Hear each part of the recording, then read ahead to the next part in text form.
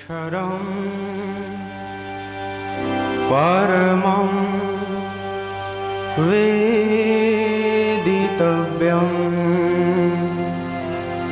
त्वमस्य विश्वस्य परं निधानं त्वमव्ययः शाश्वत धर्मगुप्तः सनातनस्त्वं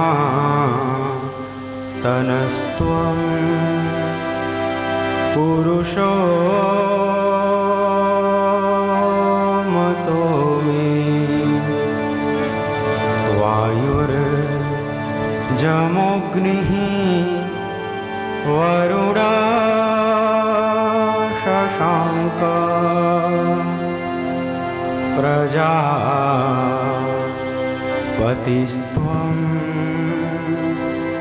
प्रपितामहश्च नमो नमस्तेस्तु सहस्रकृत्वः पुनश्च भूयो नमो नमस्ते।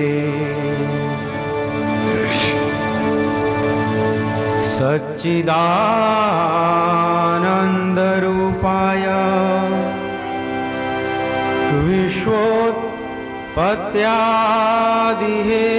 विश्वोत्पत्त्यादिहेतवे तापत्रय विनाशाय श्रीकृष्णाय वयं नुमः। यं प्रव्रजन्त मनुपेतमपेतकृत्यम् द्वैपायनो विरह कातर आजुहाव पुत्रेति तन्मयतया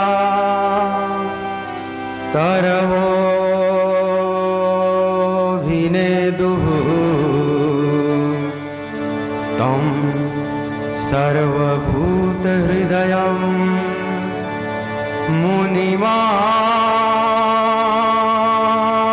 मुनिमानतोऽस्मि तं सर्वभूतहृदयं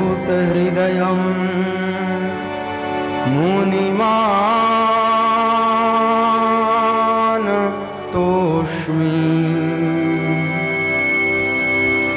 बोलिए भक्तवत्सल भगवान की जय। सच्चिदानंद भगवान की जय। श्री वृंदावन बिहारी लाल की जय।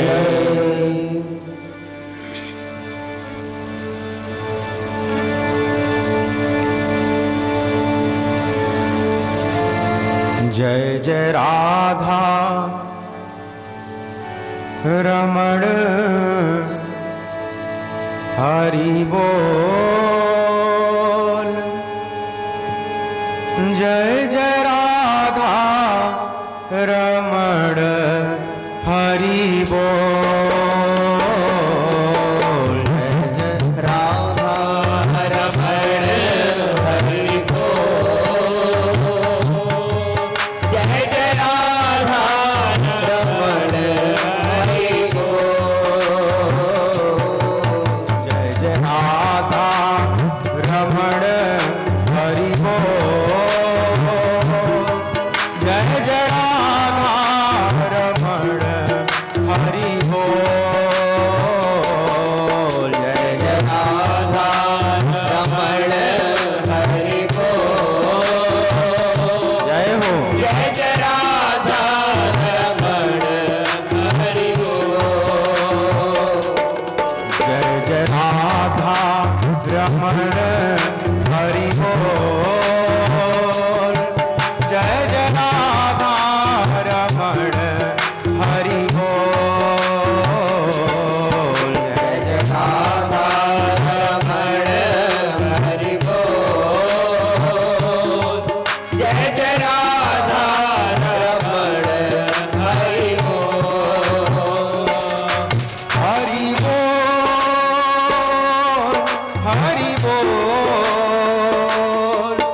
हरि बोल हरि बोल हरि बोल हरि बोल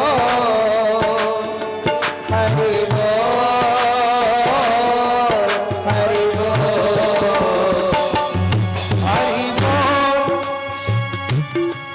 हरि बोल हरि बोल हरि बोल हरि बोल हरि बोल हरि बोल हरि बोल जय जय राधा रमण हरि बोल जय जय राधा रमण हरि बोल जय जय राधा रमण हरि बोल जय जय राधा रमण हरि बोल हे हरि हे हरि हे हरि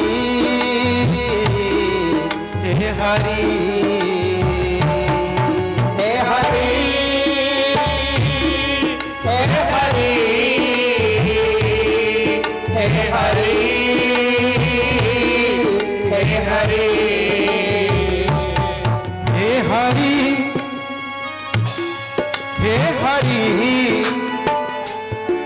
हे हरि हे हरि हे हरि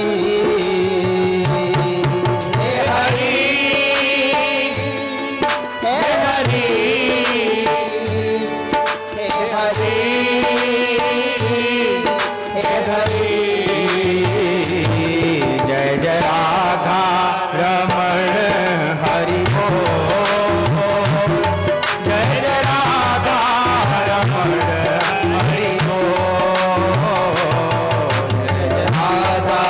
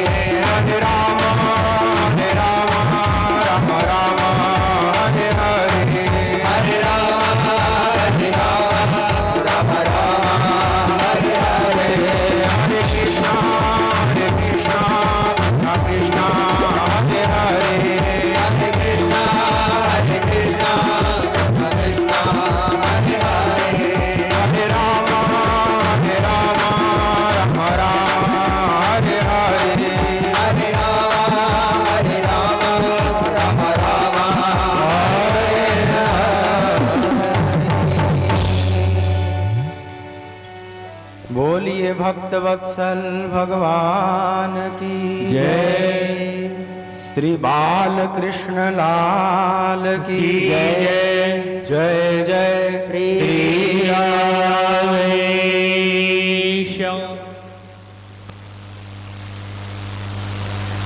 श्रीमद् भागवतम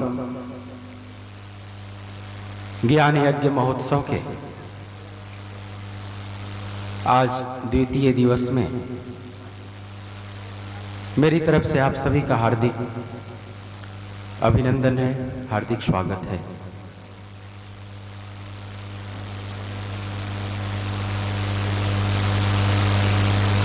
श्रीमद् भागवतम महापुराण की कथा जिसमें हम प्रवेश करने जा रहे हैं,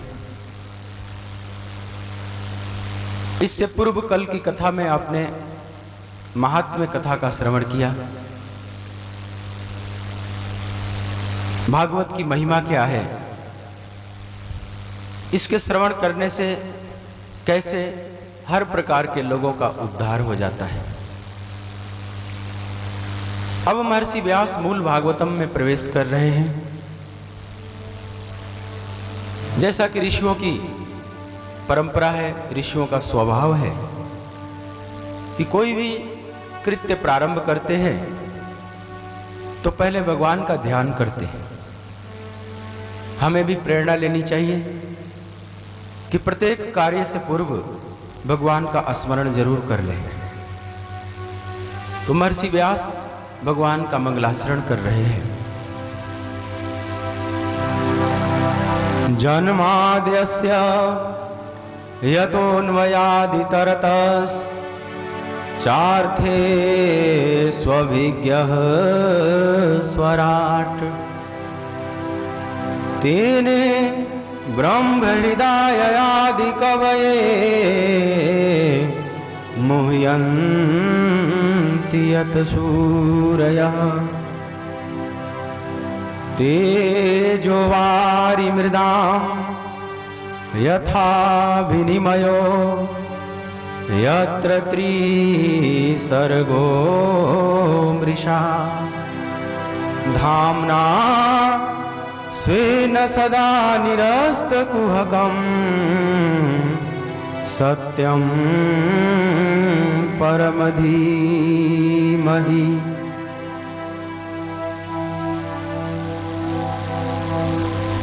जन्माद्यस्य, जिस परम ब्रह्म परमात्मा से इस जगत का जन्म होता है, जिनसे यह इस जगत का पालन होता है और जिनमें यह सारा जगत लय को प्राप्त हो जाता है। सृष्टि, पालन और संहार कृत्य जिस परम ब्रह्म परमात्मा से ही संपन्न होता है,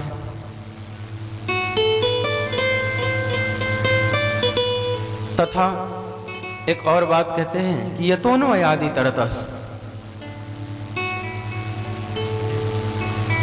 जो परमात्मा अन्वय और व्यतिरेक, यहां थोड़ा वेदांत का शब्द महर्षि व्यास ने लिया है। मतलब जो परमात्मा सभी अस्तित्वगत पदार्थों में व्याप्त है और जो अनस्तित्वगत पदार्थ हैं, नॉन एग्जिस्टेंशियल हैं, उसमें वह व्याप्त नहीं है। जिसकी सत्ता है वह परमात्मा समस्त सत्तावानों में व्याप्त है, लेकिन जो सत्ताहीन है, जिनका अस्तित्व नहीं है, वहां परमात्मा नहीं है। मतलब भाव पदार्थों में है और अभाव पदार्थों में नहीं है। लेकिन हम अभाव पदार्थ कहां दिखाएं, अनस्तित्वगत पदार्थ कहां दिखाएं? मतलब जो कुछ भी है उसमें परमात्मा है, ये बात ठीक है। लेकिन जो अनस्तित्वगत पदार्थ हैं, नॉन एग्जिस्टेंशियल जो हैं पदार्थ, उसमें परमात्मा नहीं है। तो नॉन एग्जिस्टेंशियल हम कहां से दिखाएं? क्या ऐसा भी कोई पदार्थ होता है जिसका अस्तित्व नहीं है? तो जिसका अस्तित्व नहीं है उसको अलग से पदार्थ कहने की क्या जरूरत है, या उस चीज को कहने की भी क्या जरूरत है कि वह अनस्तित्वगत में नहीं है। इतनी बात कहने की भी क्या जरूरत है। और अगर ऋषियों ने कहा है तो अनस्तित्वगत पदार्थ कहां दिखाएंगे। जो कुछ भी है ये तो ठीक है, और जो कुछ नहीं है उसमें परमात्मा नहीं है। तो जो कुछ नहीं है ऐसा पदार्थ कहां हो सकता है। तो बड़ी कुशलता से ऋषियों ने उसको भी दिखाया है। जैसे बंध्या का पुत्र, बंध्या के पुत्र में परमात्मा नहीं है। क्यों? क्योंकि बंध्या का पुत्र होता ही नहीं। ये तो कहने में एक शब्द बना दिया गया है भाषा में। जैसे आकाश कुसुम, आकाश के फूल में परमात्मा नहीं है क्योंकि होता ही नहीं। शश श्रृंग, खरगोश के सिंह में परमात्मा नहीं है क्योंकि उसका सिंह होता ही नहीं। मृग मरीचिका के जल में परमात्मा नहीं है क्योंकि मृग मरीचिका में जल होता ही नहीं।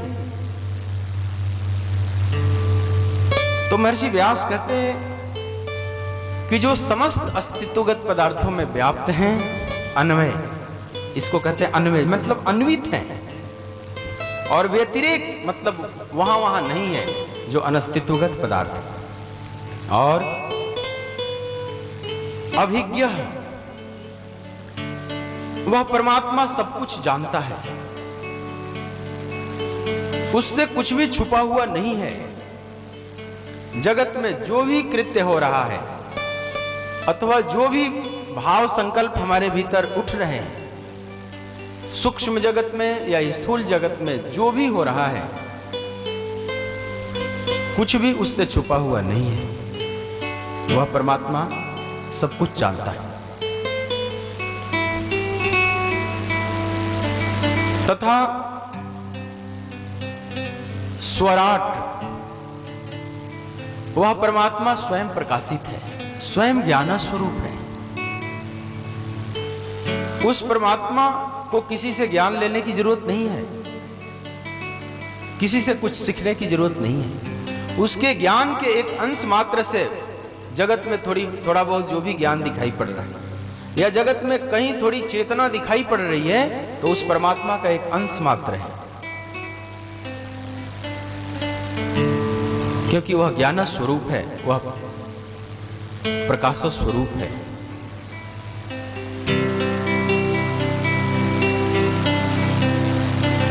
वह स्वयं अपने आप को जानता है।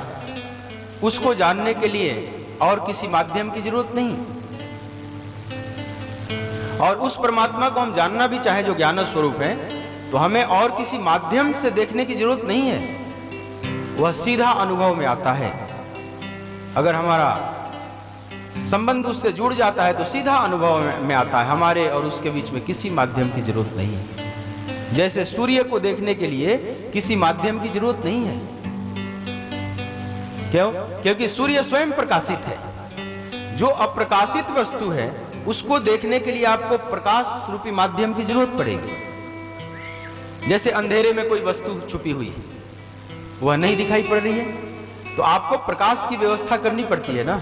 आप दिया जला लेते हैं, टॉर्च जला लेते हैं, कहीं ना कहीं से प्रकाश के माध्यम की जरूरत पड़ेगी जिससे वह अप्रकाशित वस्तु भी दिखाई पड़ने लगती है अंधेरे में। लेकिन प्रकाशित वस्तु को देखने के लिए किसी प्रकाश की जरूरत नहीं है। अगर हमें सूर्य को ढूंढना है तो फिर किसी दिए की जरूरत नहीं पड़ेगी कि दिया जलाकर उसको ढूंढो। सूर्य और हमारे बीच में किसी माध्यम की जरूरत नहीं। एक बार एक शराबी व्यक्ति रात में आकर अपने कमरे में सो गया। जाड़े की रात थी। सुबह उसको उठकर कहीं जाना था, तो 4 बजे भोर में उसकी आंखें खुली और अपने बेटे से कहा कि जरा खिड़की खोलकर देखो तो सूरज दिखाई पड़ने लगा। बेटे ने खिड़की खोली तो अभी घुप अंधेरा है। तो बाप से आकर बोला कि पिताजी सूरज नहीं दिखाई पड़ रहा है, बहुत अंधेरा है। तो अभी भी उस पर नशा सवार था। बोला कि नालायक, तुझे सूरज नहीं दिखाई पड़ रहा है अंधेरे की वजह से, तो दिया जलाकर क्यों नहीं देख लेता। अब सूर्य को देखने के लिए दिया जलाने की जरूरत नहीं है। जो अप्रकाशित वस्तु है उसको प्रकाशित करके हम देख सकते हैं, लेकिन जो स्वतः प्रकाशित है उसको देखने के लिए बीच में किसी प्रकाश की जरूरत नहीं है। वैसे ही महर्षि व्यासदेव कहते हैं कि स्वराट, वह परमात्मा स्वयं प्रकाशित है, ज्ञान स्वरूप है। अगर हमारा संबंध उनसे जुड़ता है तो सीधा ही उनका अनुभव हो जाता है और किसी माध्यम की जरूरत नहीं। और तेने ब्रह्म हृदय आदि कवये, वही परम ब्रह्म परमात्मा सृष्टि के प्रारंभ में आदि कवये मतलब ब्रह्मा जी को ज्ञान का उपदेश दिया। उन्हीं के ज्ञान के अंश कुछ ब्रह्मा जी में आया और वही फिर जगत में आया।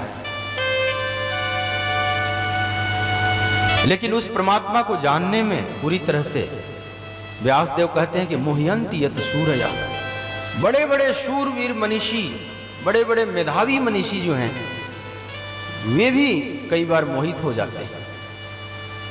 तीव्र मेधावी मनीषी भी उस परमात्मा को ठीक ठीक अनुभव करने में कई बार चूक जाते हैं, मोहित हो जाते हैं। कोई ठीक से दावा नहीं कर सकता यह परमात्मा ऐसा ही है।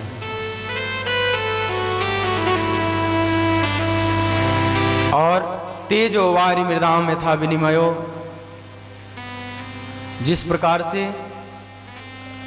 कभी कभी थल में जल का आभास होने लगता है, कभी कभी रेगिस्तान में जल दिखाई पड़ने लगता है नहीं दिखाई पड़ने लगता, कभी कभी जल में थल का भ्रम हो जाता है।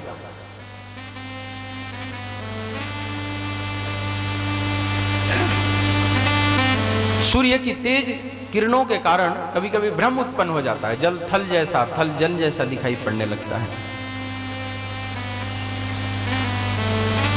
जो नहीं है वो दिखाई पड़ने लगता है, जो है वो छुप जाता है। उसी प्रकार से यह जो जगत दिखाई पड़ रहा है इसकी वास्तविक सत्ता हमें दिखाई नहीं पड़ रही है, और जो दिखाई पड़ रहा है ये वास्तविक नहीं है। तो व्यासदेव कहते हैं कि जिस परमात्मा की अधिष्ठ सत्ता की वजह से यह झूठा जगत भी सत्यवत प्रतीत हो रहा है।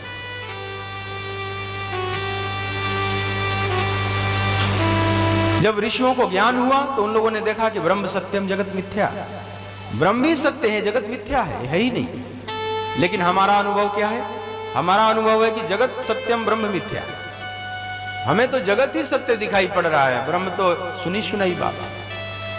लेकिन जब ज्ञान हुआ उन महापुरुषों का अनुभव बिल्कुल उलट गया है। जैसे आप अंधेरे में जा रहे हैं और आपको एक सांप दिखाई पड़ गया, आप डर गए, तब तक कहीं से प्रकाश की व्यवस्था आपने की, तब तक पता चला सर्प नहीं रस्सी है। तो अब आप क्या बोलेंगे कि रज्जु सत्यम सर्प मिथ्या, रस्सी सत्य है, सांप झूठा था ही नहीं, एक झूठा भ्रम हो गया था मुझे, यही कहेंगे ना। अंधेरा में कुछ से कुछ दिखाई पड़ रहा है, प्रकाश में कुछ और दिखाई पड़ने लगा। उसी तरह से जब तक अज्ञान का अंधेरा है तब तक जगत सत्य प्रतीत होगा, लेकिन जब ज्ञान का प्रकाश होता है तो ब्रह्म सत्य प्रतीत होंगे और संसार झूठा हो जाता है। संसार था ही नहीं तीनों कालों में, लेकिन यह सत्य प्रतीत हो रहा है। लेकिन यह सत्य क्यों प्रतीत हो रहा? क्योंकि इसके मूल में जो अधिष्ठान में जो परमात्मा जो है वो है परमात्मा, वे सत्य है। जैसे सर्प क्यों सत्य प्रतीत हो रहा है आपको अंधेरे में? उसके मूल में रस्सी है ना, तो रस्सी तो सत्य है ना। अगर रस्सी न हो तो सर्प भी न दिखाई पड़े। एक मजे की बात आप ध्यान दें, रस्सी न हो तो सर्प भी न दिखाई पड़ेगा। झूठा सर्प भी तभी दिखाई पड़ रहा है जब मूल में सत्य रस्सी है विद्यमान। तो महर्षि व्यास कहते हैं झूठा जगत सत्य क्यों प्रतीत हो रहा है? क्योंकि इसके अधिष्ठान में मूल में सत्यवत परमात्मा है। उस सत्य स्वरूप परमात्मा की वजह से झूठा जगत भी सत्य प्रतीत हो रहा है। लेकिन सत्य प्रतीत इसलिए हो रहा है कि बीच में कारण है माया। तो क्या माया का प्रभाव उस परमात्मा पर भी पड़ता है?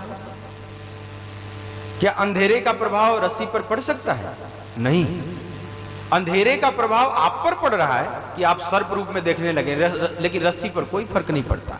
तो उस परमात्मा पर माया का कोई प्रभाव नहीं पड़ता। धामना स्वेन सदा निरस्त कुहकम, वह परम ब्रह्म परमात्मा अपने प्रभाव से सदा ही माया और माया के कार्यों को दूर किए रहते हैं। वहां तक माया नहीं जा सकती। जैसे कोई जादूगर है तो जादूगर का प्रभाव दर्शकों पर पड़ेगा, लेकिन जादूगर पर नहीं पड़ता। वे मायापति हैं, उन पर माया का प्रभाव नहीं पड़ता। अपने प्रभाव से सदा माया और माया के कार्यों को दूर रखते हैं। सत्यम परम धीमहि, ऐसे परम सत्य स्वरूप परमात्मा का हम ध्यान करते हैं।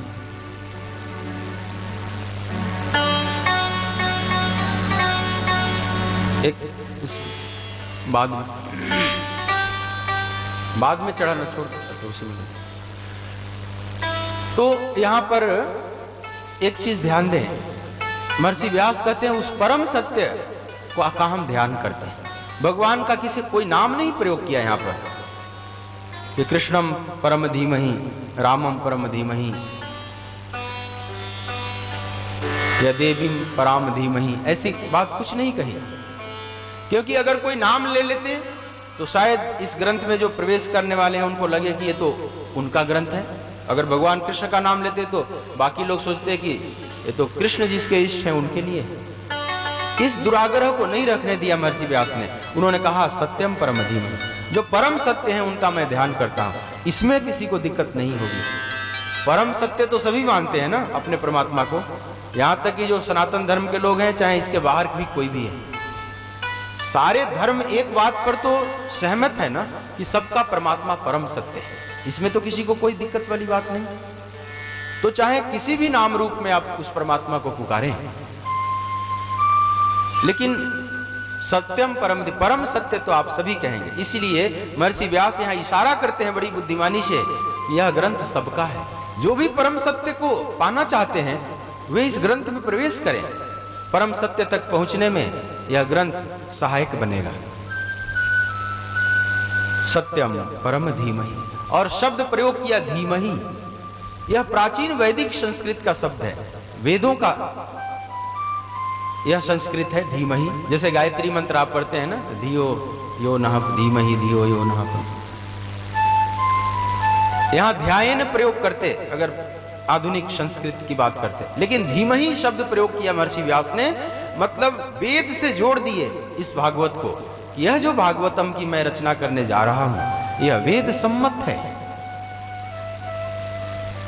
यह पूरे वैदिक परंपरा के अनुसार है। किसी को संशय न हो कि वेदों से बाहर की बात है, यह वैदिक परंपरा को ही अनुसरण कर रही है। इसलिए प्राचीन परंपरा से जोड़ दिए इस भागवत को धीमहि शब्द का प्रयोग कर। इस तरह से महर्षि व्यास ने मंगलाचरण किया भगवान का। अब महर्षि व्यास कहते हैं ये ग्रंथ जो लिख रहा हूं, कोई भी ग्रंथ लिखता है महापुरुष तो उसके कुछ कारण होते हैं, कुछ उद्देश्य होते हैं, कुछ उसके विषय होते हैं। तो महर्षि व्यास इस ग्रंथ को लिख रहे हैं तो उसका विषय क्या है, मतलब केंद्र में किस विषय को रखकर इस ग्रंथ की रचना की जा रही है। आप कोई भी पुस्तक लिखते हैं तो कुछ उसका विषय होगा ना, इस विषय वस्तु को हम प्रकाशित करने के लिए लिख रहे हैं। तो महर्षि व्यास इस ग्रंथ को लिख रहे हैं भागवत को, तो इनका विषय है परम ब्रह्म परमात्मा। केंद्र में परम ब्रह्म परमात्मा है, उन्हीं को प्रकाशित करने के लिए, उनको समझाने के लिए, उनके प्रति श्रद्धा पैदा करने के लिए सारी बातें की जाएंगी आगे। कैसे भी हम उससे जुड़े तो केंद्र में है, विषय है परम ब्रह्म परमात्मा। दूसरी बात कि उद्देश्य क्या है, उस परम ब्रह्म परमात्मा को विषय बनाकर इस ग्रंथ को लिखने का उद्देश्य क्या है महर्षि व्यास का। अगर हम इस ग्रंथ को पढ़ें तो हमारा क्या हो जाएगा, तो कहते हैं तापत्रय उन्मूलनम, तीनों तापों का नाश हो जाएगा। सब व्यक्ति दुखों में जल रहा है और हर व्यक्ति दुखों से बाहर जाना चाहता है। तो यही होगा अगर आप इस ग्रंथ को भाव से पढ़ेंगे तो तीनों ताप समाप्त हो जाए, निर्मूल हो जाए। त्रयः शूल निर्मूलनम, तीनों शूल निर्मूल हो जाएंगे। तीसरी बात कहते हैं महर्षि व्यास कि इसका अधिकारी कौन है, इस कथा को सुनने का अधिकारी कौन है। तो निर्मत्सराणाम, जो मत्सर रहित है, मतलब ईर्ष्या रहित है, डाह रहित है, जिसमें जेलस नहीं, ईर्ष्या रहित व्यक्ति इस ग्रंथ को सुनने का अधिकारी है। भगवान को ये विकार बहुत बेकार लगता है। जो ईर्ष्यालु व्यक्ति है ना, भगवान उसको झेल नहीं पाता। और विकार फिर भी भगवान सहल लगे, जैसे कोई कामी है, कोई क्रोधी है, कोई लोभी है, फिर भी भगवान को इतनी परेशानी नहीं होती उस व्यक्ति से। लेकिन जो व्यक्ति ईर्ष्यालु है, भगवान खुश नहीं रहते उससे। ईर्ष्यालु व्यक्ति का हृदय बड़ा संकुचित हो जाता है, उसमें परमात्मा नहीं आ सकता। तो इस कथा को वह धारण नहीं कर पाएगा, वो बहुत बंद हो जाता है भीतर से। तो जो ईर्ष्या रहित हैं वे सुनने के अधिकारी हैं। चौथी बात कहते हैं कि संबंध क्या है। इस कथा को सुनेंगे तो भगवान से हमारा क्या संबंध बनेगा। तो कहते हैं कि भगवान हमारे हृदय में प्रकाशित होते चले जाएंगे, हमारे हृदय में अवरुद्ध होते चले जाएंगे। जितनी इस कथा को हम भाव से श्रवण करेंगे, परमात्मा हमारे हृदय में और प्रकट होते चले जाएंगे, उनका प्रकाश बढ़ता चला जाएगा। इसीलिए बार बार इस कथा का श्रवण करना चाहिए, अगर आप अपने हृदय में उस परमात्मा को बढ़ाना है। यह अनुबंध चतुष्टय की बात किया महर्षि व्यास ने। अब इस भागवत के बारे में कहते हैं कि भागवत कैसा है, तो कल्प, वेद रूपी कल्प वृक्ष का पका हुआ फल है। निगम कल्प तरोर गलितम फलम शुक मुखादामृत द्रव संयुतम पिबत भागवतम रसमालयम मुहुरहो रसिका भुवि भावुका। वेद एक वृक्ष है, तो उसका सबसे पका हुआ मधुर फल श्रीमद् भागवतम है। और सुखदेव जी रूपी सुग्गे का चोंच लग जाने से और भी मधुर हो गया है। जैसे सुग्गे का चोंच किसी फल पर लग जाए तो एक बात पक्की है कि वह फल मधुर है, क्योंकि सुग्गा समझ जाता है कि यह फल मीठा है। आपको फल न समझ में आवे, लेकिन सुग्गे से नहीं छुप सकता। सुग्गा जान जाता है फल, उसी पर चोंच मारेगा। अथवा कुछ लोग ये भी कहते हैं कि सुग्गा जिस पर चोंच मार देता है वो मधुर हो जाता है। लेकिन पहली बात ज्यादा सत्य है कि सुग्गा उसी पर चोंच मारता है जो मीठा होता है, उसको पता चल जाता है। और दूसरी बात भी थोड़ी में सच्चाई है कि चोंच मार देने से भी कुछ और ज्यादा मधुर हो जाता है। तो यह भागवत चूंकि कथा सुखदेव जी ने कही है, तो सुखदेव जी साधारण फलों को नहीं स्पर्श कर सकते। सुखदेव जी जैसे महापुरुष साधारण ग्रंथों पर कथा नहीं कर सकते, प्रवचन नहीं कर सकते। ऐसे परमहंस महापुरुष किसी विशिष्ट दिव्य ग्रंथ पर ही बोलेंगे, साधारण ग्रंथों पर नहीं बोलेंगे। तो जब सुखदेव जी बोल रहे हैं अपने मुख से, इस कथा को सुनाए हैं, तो इसका मतलब है कि कथा बहुत सुंदर है, बहुत मीठी है, अमृत रस से भरी हुई है। और दूसरी बात कि कथा की भी महिमा बढ़ गई अगर सुखदेव जी ने अपने मुख से सुनाई। अगर कोई साधारण मनुष्य सुनाया होता तो शायद भागवत की महिमा इतनी नहीं होती। तो सुखदेव जी के मुख से जब प्रवाहित हुई पहली बार, तो और भी मधुर हो गई। तो सुख मुखादामृत द्रव संयुतम, सुख के मुख से यह सिंचित हुई है, अमृत रस से सिंचित हुई है। पिबत भागवतम रसमालयम मुहुरहो रसिका भाव भव भाविका। और इस संसार में जो रसिक जन है, परमात्मा के प्रति प्रेम से भरे हुए हैं, ऐसा भावुक जन इस कथा का बार बार पान करते हैं। मुहुरहो, बार बार। ये नहीं कि आज सुन ली तो फिर अब सुनने की क्या जरूरत है। जब जब आयोजन होगा, जब जब मौका मिलेगा, जब जब उन्हें अवसर मिलेगा, बार बार इस कथामृत का पान करते हैं। मुहुरहो, क्योंकि ये रसमालय में रसों का घर है, रसों का समूह है, रस स्वरूप है भागवत। तो इसको बार बार पीना चाहिए। या कब तक पीते रहना चाहिए, तो आलयम पीवेत, जब तक हमारा शरीर है तब तक पीते रहे, जब तक हम लय को प्राप्त न हो जाए। अथवा आलयम पीवेत का दूसरा मतलब है कि जब तक पीते पीते हम मूर्छित न हो जाएं, एकदम बेहोश न हो जाएं, तब तक पीते रहे। जब तक होश में है तब तक इसका पान करें। जहां जहां अवसर मिले इस कथा रस का पान करना चाहिए प्रेम से। अब कथा प्रारंभ होती है नैमिषारण्य से। नैमिषे निमिष क्षेत्रे ऋषयः शौनकादयः सत्रम स्वर्गाय लोकाय सहस्र समसमासत। शौनकादि ऋषियों ने एक बहुत लंबा अनुष्ठान प्रारंभ किया है। और एक दिन सूत जी का पदार्पण होता है। बड़े आनंदित हुए ऋषि, चूंकि सूत जी बड़े ज्ञानी महापुरुष हैं, उनका अभिनंदन किया, श्रेष्ठ आसन पर उन्हें विराजमान किया, पूजन किया और उनसे कुछ प्रश्न रख दिया, आध्यात्मिक प्रश्न उनसे रखा। 6 प्रश्न रखा ऋषियों ने। पहला प्रश्न पूछा कि हे सूत जी, यह बताइए कि जीवन का परम लक्ष्य क्या है। यह प्रश्न सबको पूछने जैसे, सबको पूछना चाहिए कि जीवन का परम लक्ष्य क्या है, the supreme goal of life. हमारे जीवन का परम लक्ष्य क्या है। फिर दूसरा प्रश्न कर दिया उसी समय कि उस परम लक्ष्य तक पहुंचने का साधन क्या है, मार्ग क्या है। दूसरा प्रश्न तत्क्षण उठेगा ही। आपने पूछा कि जीवन का परम लक्ष्य क्या है, तो साथ में एक जिज्ञासा अपने आप लग जाएगी कि वहां तक पहुंचने का साधन भी बताइए। ये दूसरा प्रश्न। तीसरी बात पूछी ऋषियों ने कि भगवान श्री कृष्ण माता देवकी के गर्भ से उत्पन्न हुए, अवतरित हुए, तो अवतरित होने का क्या कारण था, किस उद्देश्य से अवतरित हुए।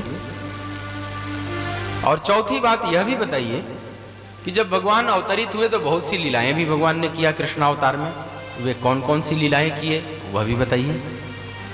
पांचवी बात पूछी कि भगवान और भी बहुत से अवतार लिए हैं, उन अवतारों के विषय में भी कुछ प्रकाश डालिए। और छठी बात ऋषियों ने पूछी कि ब्रूहि योगेश्वरे कृष्णे ब्रह्मण्ये धर्म वर्मणि स्वाम काष्ठा मधुनोपेत धर्मकं शरणं गतः। जब योगेश्वर भगवान श्री कृष्ण इस धराधाम से अपने लीला को सिमटकर परम धाम को चले गए तो धर्मः कम शरणं गतः, तो धर्म किसकी शरण में गया। ये 6 प्रश्न ऋषियों ने रखी। सूत जी बड़े आनंदित हुए। ये 6 प्रश्न लोकमंगल की दृष्टि से भी बड़े अच्छे थे। यह ऋषियों को भी आनंदित करेंगे इसके उत्तर, और पूरे जगत में भी कल्याण करने वाले हैं ये प्रश्न और इसके उत्तर। सूत जी पहले अपने गुरुदेव का स्मरण किया। कथा प्रारंभ करने से पूर्व अपने सदगुरु आचार्य सुखदेव का स्मरण करते हैं। यम प्रव्रजंत मनुपेतमपेत कृत्यम द्वैपायनो विरह कातर आजुहावा पुत्रेति तन्मयतया तरवो भिनेदुः तम सर्वभूत हृदयं मुनिमानतोष्मि। जो जन्म लेते ही वन को चल पड़े, पिता द्वैपायन वेदव्यास पुत्र के विरह में हा पुत्र करके पीछे पीछे जाने लगे। तन्मय होने के कारण वृक्षों की तरफ से उत्तर आया, सुकोहम, वो सुख मैं ही हूं। तब महर्षि व्यास का ज्ञान दूर होता है। ऐसे संपूर्ण भूत प्राणियों के हृदय में रहने वाले मुनि शिरोमणि आचार्य शुकदेव की हम वंदना करते हैं। आचार्य शुकदेव को हम नमन करते हैं। अपने गुरुदेव को नमन किया और उसके बाद प्रश्नों का उत्तर देना शुरू किया। तो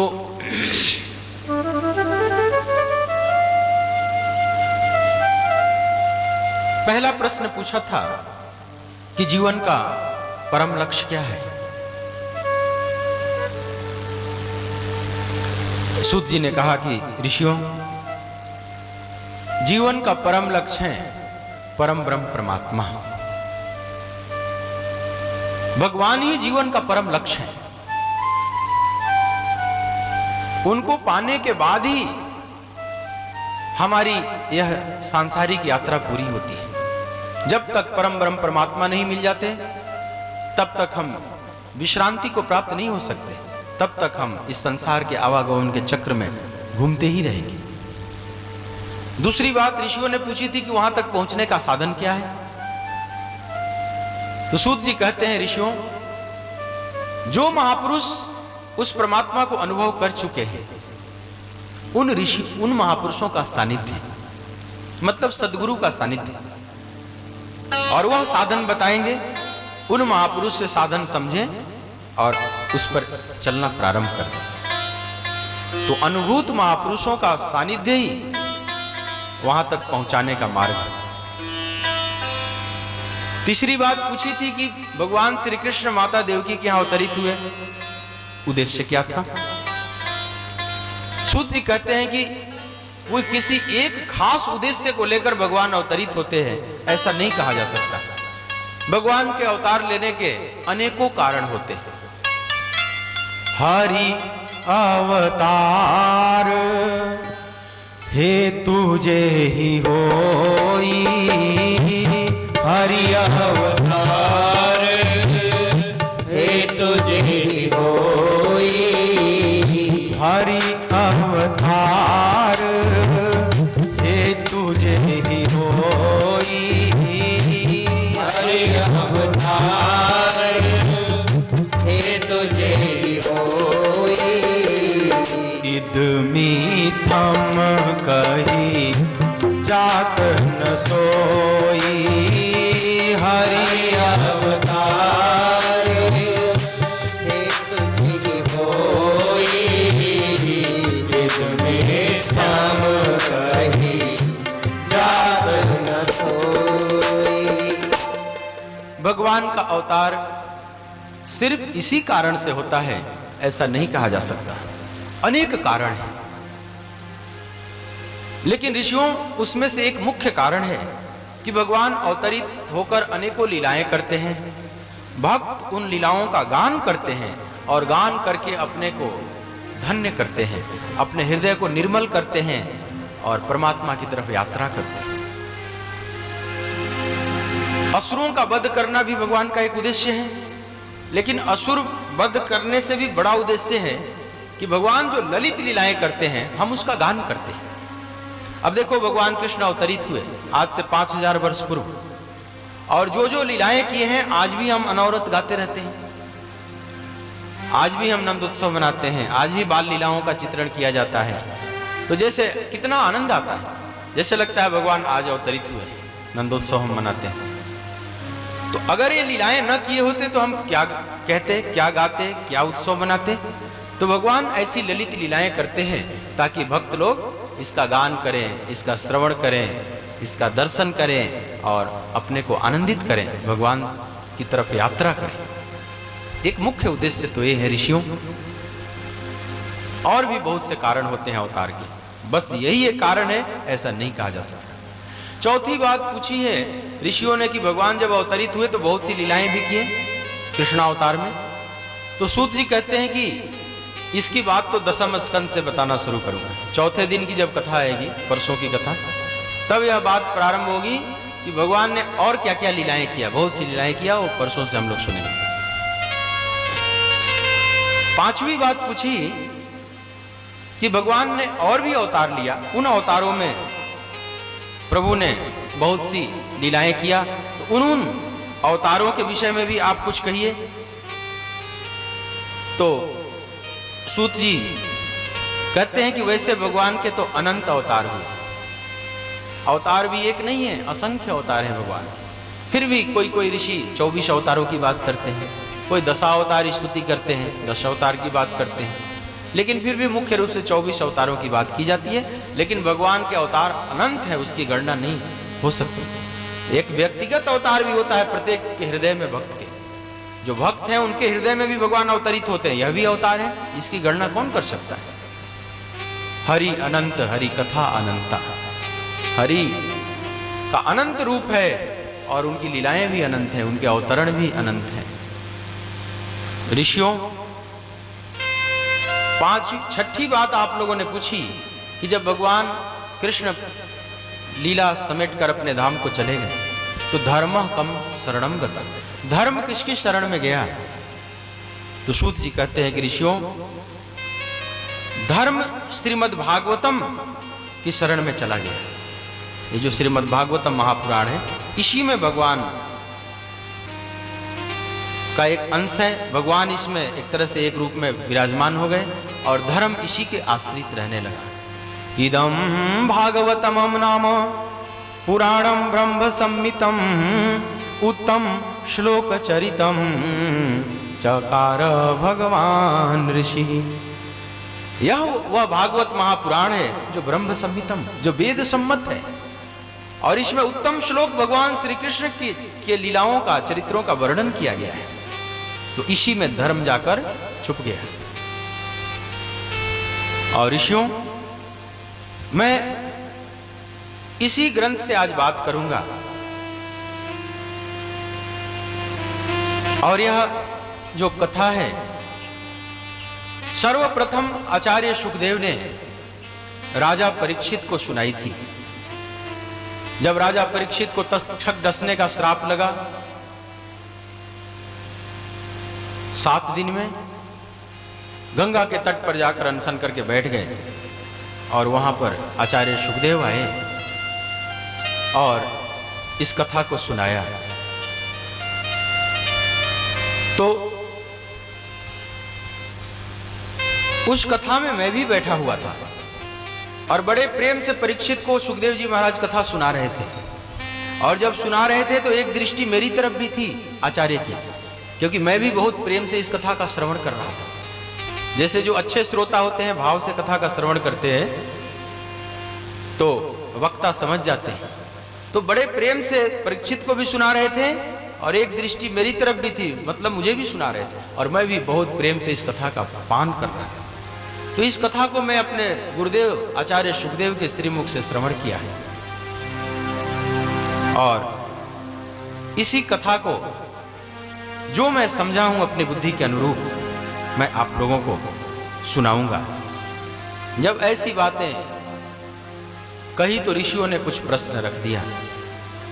क्या प्रश्न रखा, अब आगे की कथा श्रवण करेंगे। आइए एक भजन का श्रवण करते हैं, फिर आगे बढ़ते हैं। बोलिए भक्त वत्सल भगवान की जय। ब्रजराज ब्रज बिहारी,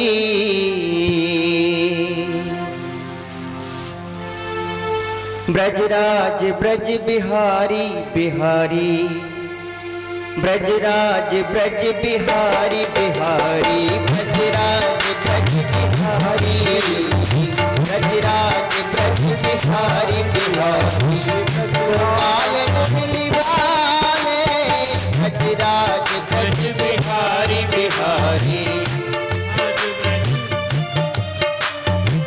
ब्रजराज ब्रज बिहारी बिहारी, गोपाल मुरली वाले, ब्रजराज ब्रज बिहारी बिहारी, गोपाल मुरली वाले, गोपाल मुरली वाले, हाँ गोपाल मुरली वाले वाले, गोपाल मुरली वाले, गोपाल मुरली वाले। इतनी विनय हमारी हमारी, इतनी विनय हमारी हमारी, इतनी विनय हमारी हमारी, वृंदावन बसाले, इतनी विनय हमारी हमारी, वृंदावन बसाले, ब्रजराज ब्रज बिहारी।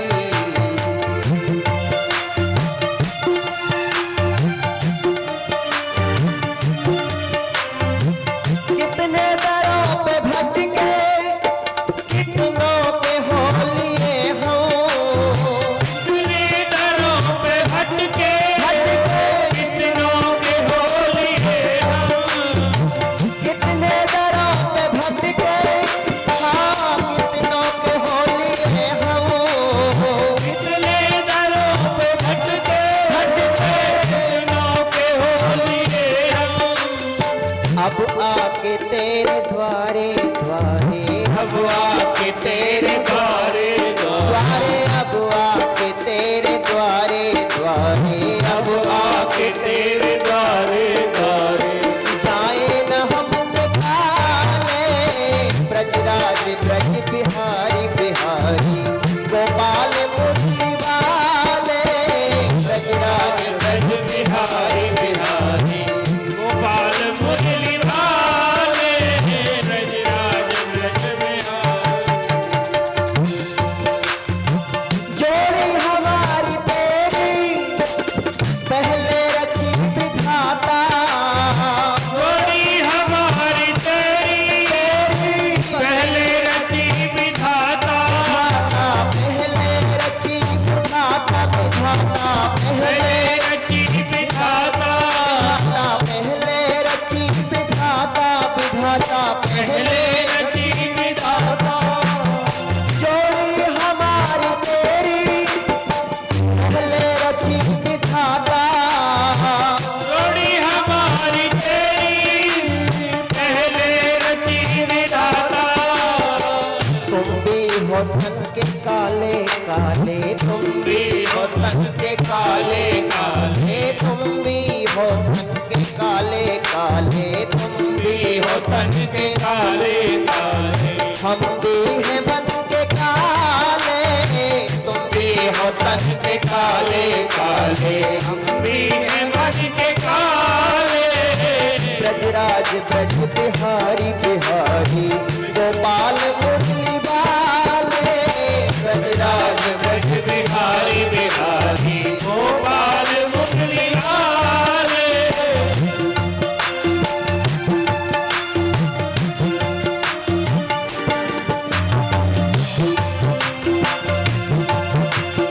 कितनों को अपना समझा, कितनों के हो लिए हम, कितनों को अपना समझा, कितनों के हो लिए हम, कितनों के हो लिए हम, कितनों के हो लिए हम, कितनों के हो लिए हम, कितनों के हो लिए हम। कितनों को अपना समझा, कितनों के हो लिए हम, कितनों को अपना समझा, कितनों के हो लिए हम। अब तेरे ही रहेंगे रहेंगे, अब तेरे ही रहेंगे रहेंगे, अब तेरे ही रहेंगे रहेंगे, अब तेरे ही रहेंगे रहेंगे। अपना हमें बना ले, अब तेरे ही रहेंगे रहेंगे, अपना हमें बना ले। ब्रजराज ब्रज बिहारी बिहारी, गोपाल मुरली वाले ब्रजराज ब्रज बिहारी बिहारी, गोपाल मुरली वाले।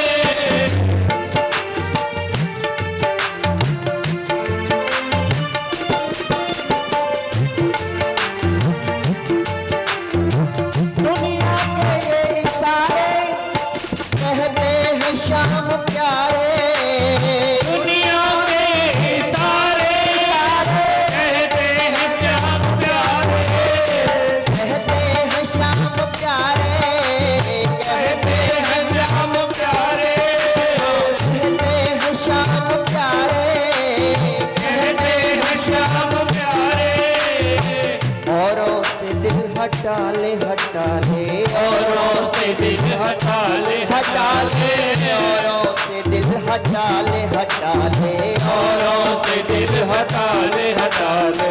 मोहन से दिल लगा ले, औरों से दिल हटा ले हटा ले, मोहन से दिल हटा ले। ब्रजराज ब्रज बिहारी बिहारी, गोपाल मुरली वाले ब्रजराज ब्रज बिहारी बिहारी, गोपाल मुरली वाले, गोपाल मुरली वाले, नंदलाल बंसी वाले वाले, गोपाल मुरली वाले, गोपाल बंसी वाले। इतनी विनय हमारी हमारी, इतनी विनय हमारी हमारी, इतनी विनय हमारी हमारी।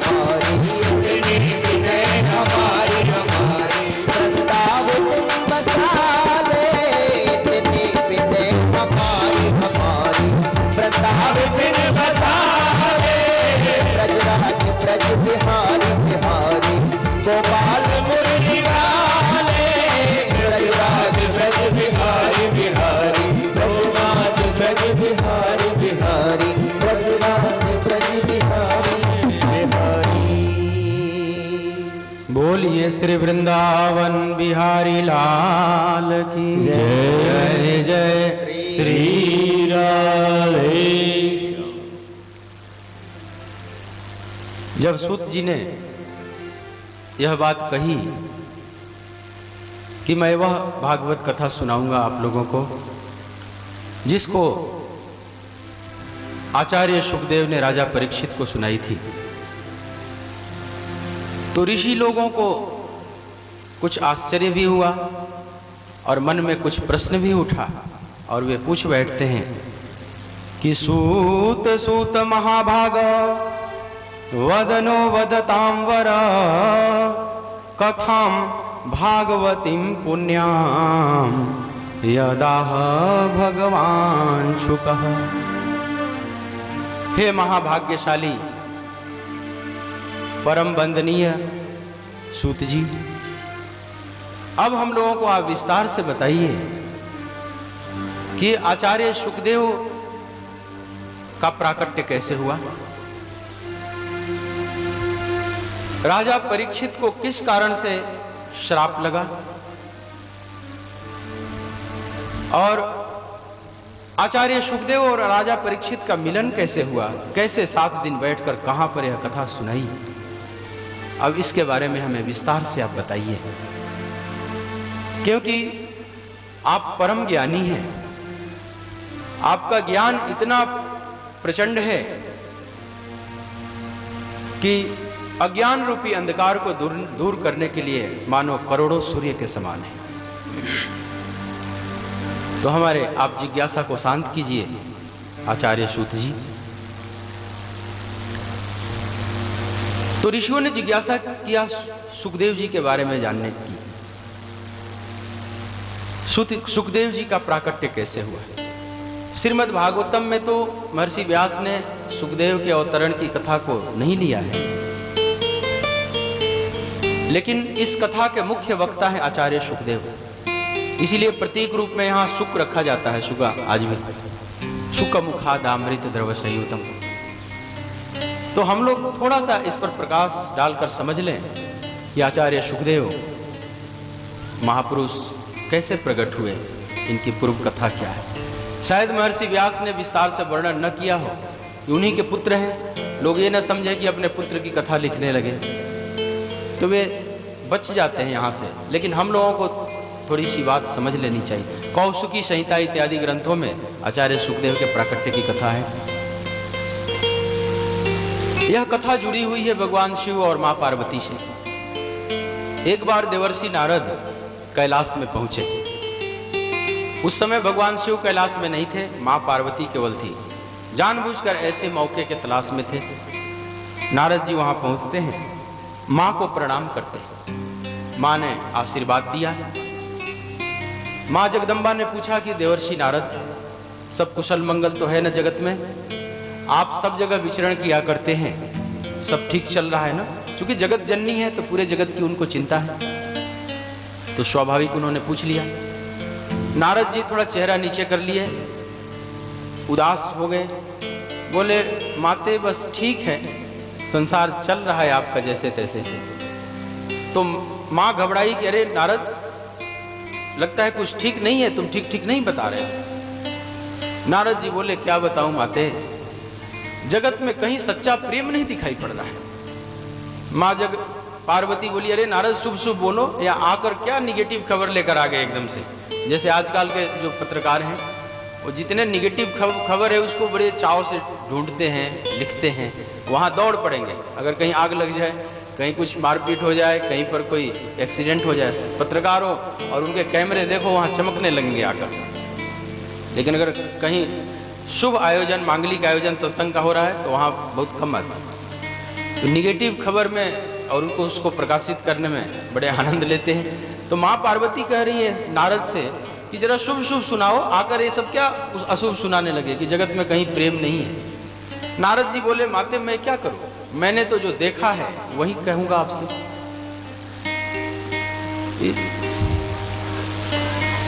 तो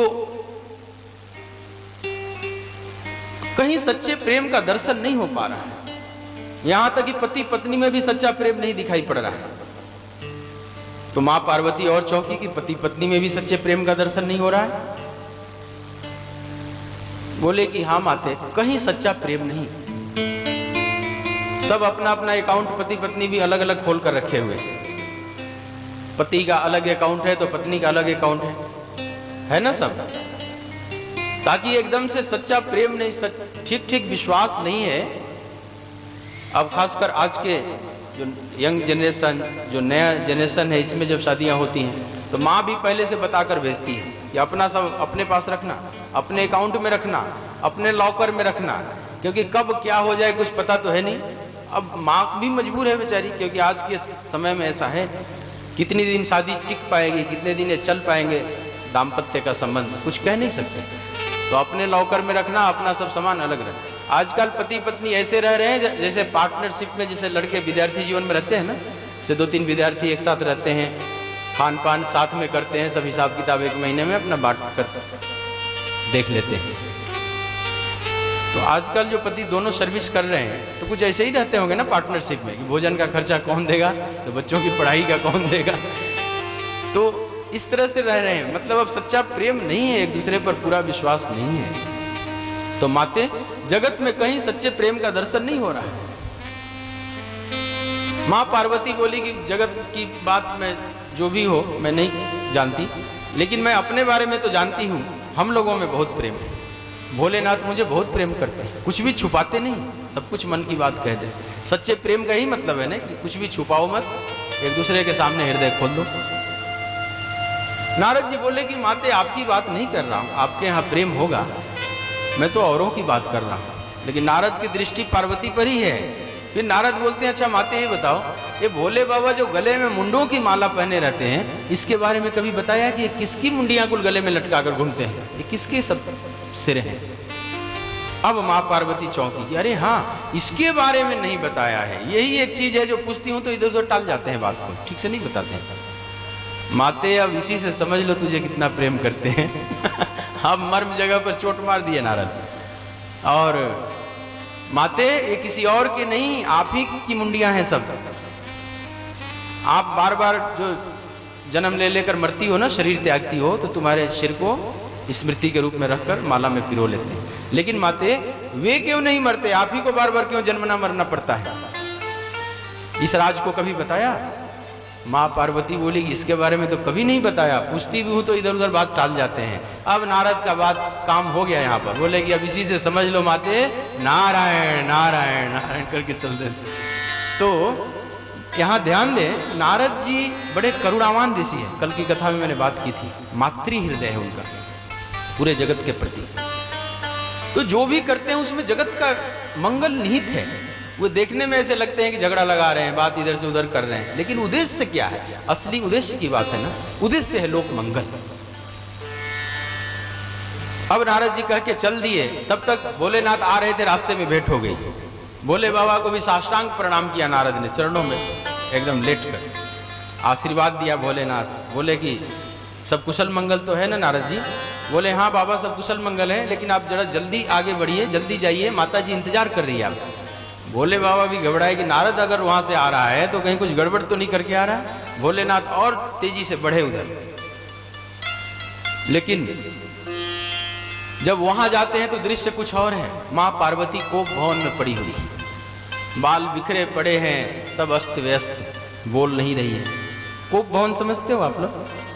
है घर में? नहीं है? क्यों नहीं? तो आजकल कोप भवन नहीं बनाया जाता। मोना बैठी हुई है, आर्किटेक्ट है। अब कहीं करो ना आर्किटेक्ट ने कोप भवन नहीं बना जाता, सारे तुम्हारे आर्किटेक्ट को फाड़ देंगे लोग। क्या बना दी तुमने? तो कोप भवन कोई नहीं बनाता आजकल, सुनी सुनाई बातें हैं। राजाओं के यहाँ होता था कोप भवन, माने जिसमें गुस्सा अगर आ गई किसी रानी को तो डायरेक्ट लड़ाई न करने लगे राजा से बड़ी सभा में। ये तो राजा के लिए बड़ी अपमान की बात है, प्रजा इसका दुरुपयोग करेगी। तो वह उस भवन में चली जाएगी तो राजा समझ जाएगा, जाएगा मनाएगा, फिर मामला समझेगा। तो बनाए जाते थे, आज लोग नहीं बनाते। या तो दुनिया आज अच्छी हो गई है पहले से, ये हो सकता है एक कारण, अथवा ये हो सकता है एक व्यक्ति कह रहे थे महाराज आजकल सारा भवन ही कोप भवन है, तो अलग से बनाने की क्या जरूरत है? कहीं भी लड़ाई शुरू हो जाती है। लड़ाई बेडरूम से शुरू होती है, ड्राइंग रूम में आ जाती है, बालकोनी में, लॉबी में, किचन में भी शुरू हो जाती है। किचन में भी झगड़े शुरू हो जाते हैं। एक बार होली का दिन था तो एक महिला पड़ोस की आई, बोली कि जरा बेलन देना मेरे को। तो बोली दे तो दूंगी लेकिन जल्दी लौट आना क्योंकि मेरा वाला भी आने वाला है। तो वहां से भी बेलन चलने लगते हैं। तो कहीं भी जब लड़ाई शुरू हो जाती है तो अलग से कोप भवन बनाकर खर्चा क्यों बेकार का करो। अब तो लड़ाई बेडरूम से शुरू होती है, ड्राइंग रूम तक आ जाती है, फिर रोड पर आ जाती है, फिर तो अदालत में चली जाती है। अदालत में कटघरे में खड़े हो जाते हैं सब। तो अलग से अब कोप भवन बनाने की जरूरत नहीं है। पहले के ऋषियों ने सोचा ही नहीं था कभी अदालत में भी पति पत्नी खड़े होंगे। ये डाइवोर्स वगैरह जो शब्द है ना, ये सब था ही नहीं। इसीलिए हिंदी संस्कृत में इसका अनुवाद नहीं है। डाइवोर्स का कोई अनुवाद है हिंदी में या संस्कृत में? क्या बोलते हैं डाइवोर्स को? कोई अगर यहाँ विज्ञ लोग बैठे हो तो बताओ, डाइवोर्स को हिंदी में क्या बोलते हैं? संबंध विच्छेद। संबंध विच्छेद तो कहीं भी मित्र मित्र में भी हो जाएगा तो उसको भी कहा जाएगा। आप दो वस्तु को भी अलग अलग कर दो तो संबंध विच्छेद। पति पत्नी का जब संबंध विच्छेद होता है उसके लिए स्पेशल शब्द है ना। मित्र मित्र में संबंध विच्छेद हो गया तो उसको डाइवोर्स नहीं कहा जाएगा ना। ये केवल पति पत्नी के संबंध पर लागू होता है, उसके लिए स्पेशल शब्द। संबंध विच्छेद, इसमें भी दो शब्द है, संबंध और विच्छेद। एक शब्द कहाँ हो? ये तो किसी भी पर चीज पर जहां भी संबंध अलग हो रहा है उसको आप संबंध विच्छेद कर सकते हैं। बाप बेटे से भी अलग होगा तो बोला जा सकता है संबंध विच्छेद हो गया। भाई भाई भी अलग हो जाएंगे तो संबंध विच्छेद हो गया। लेकिन पति पत्नी के अलग के लिए एक स्पेशल शब्द है, जैसे डाइवोर्स अंग्रेजी में। अब तलाक वगैरह सब उर्दू अरबी शब्द है क्योंकि था ही नहीं। उसका मूल कारण है कि कभी ऋषियों ने सोचा ही नहीं था कि